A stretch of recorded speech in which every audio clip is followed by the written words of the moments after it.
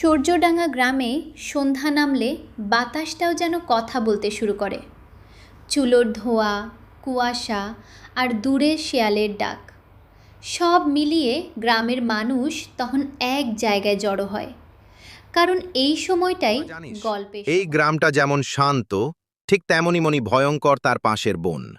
এই বনের দিকে তাকিয়ে তাকিয়ে অনেক মানুষের জীবন বদলে গেছে, বদলে ভালোতেও গেছে মানে কি খারাপেও। কাকা? বন কি মানুষের ভাগ্য বদলায় নাকি? ভাগ্য না রে, মানুষ নিজের মন দিয়েই নিজের ভাগ্য বদলায়।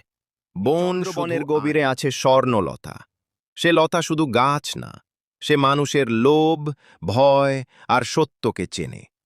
যে লোভ নিয়ে গেছে সে খালি হাতে ফিরেছে, আর যে খালি হাতে গেছে সে ফিরেছে ভরা মন। লতাটা কি কথা বলে? কথা না বললেও শোনে। মানুষ যা লুকিয়ে রাখে, প্রকৃতি তা লুকোয় না। এই গল্প শুনে বড় হওয়া ছেলেদের একজন রবি। তার জীবন গল্পের মতো সুন্দর না, কিন্তু সত্যি। রবি, জানিস, কখনো কখনো মনে হয় তোর ওপর আমি বোঝা হয়ে যাচ্ছি।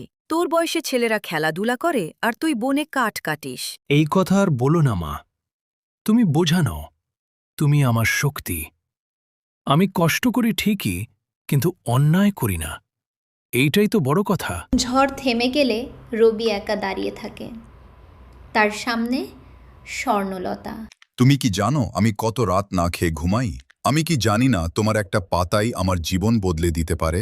কিন্তু যদি আমি আজ তোমাকে লুটে নিই, তাহলে কাল আয়নায় তাকিয়ে আমি নিজেকে কি বলবো? আমি গরিব হতে পারি,